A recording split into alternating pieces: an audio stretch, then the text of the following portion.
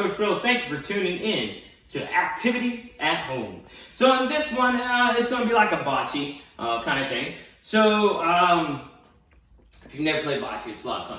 So we use hula hoops at school, but we're at home. We don't have hula hoops, Coach Pirillo. But you might have some sidewalk chalk laying around, right? So I know it might be kind of hard to see, but I've made a bigger circle that would be, roughly the size of whatever you want. This is probably maybe 24, 36 inch diameter. I didn't measure it perfectly. I probably could have.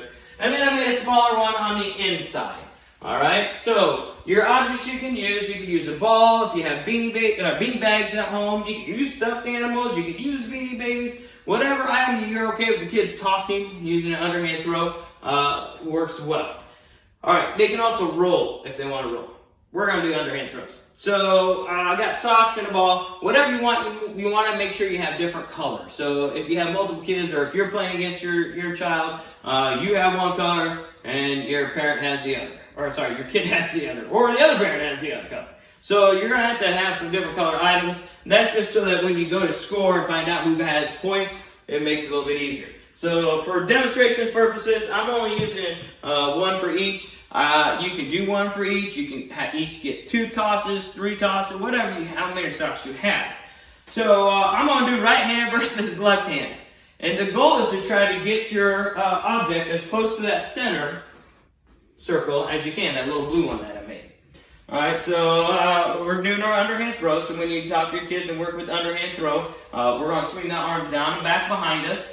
And as we make our step forward, that's when our arm swings forward. We release the ball when our hand's out kind of in front of us. And after we release it, we keep the hand moving for a follow through. So there's some elements, what we call critical elements that we're looking for to show mastery. So I swing my arm down back, I make my step, I toss and follow through. Hopefully, it went down the circle. All right, now it's my left hand's turn.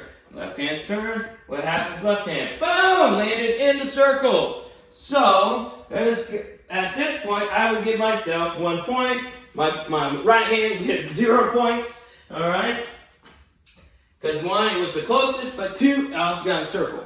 So I'm going to show you a couple other variations too that you can do. Yeah, it was this one. Some other scoring variations here. All right? So that one didn't quite make it.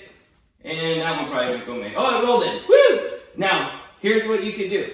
With your kids, it's inside the circle and it's touching the smaller one. Now, if that happens, they can get a bonus point maybe. So I'd get 2 points rather than 1 point or 3 points, however you want to do it. And now we're working on math and the kids having to add up. If you want to have them use sidewalk chalk on the side and write their score down, and add it as they go, they can too. The other option you can do with this is anytime they get it in there, whether it's the closest to the circle or not. So technically bocce, whatever's the closest to the little ball, gets the points. Well, with this one, what you can do is, since both got it inside that circle, both players would get a point. All right? If they had 2 in there, then they get 2 points. That kind of thing. So it's just a little variation, some adding. Again, you can also use this with a rolling technique, bending their arms, swing, bend those knees, swing those, just like an underhand throw, except for your releasing point is towards the ground rather than out in front of you. So hopefully that will keep your kids going and they'll enjoy it. I'm Coach Pirillo, reminding you to keep on moving.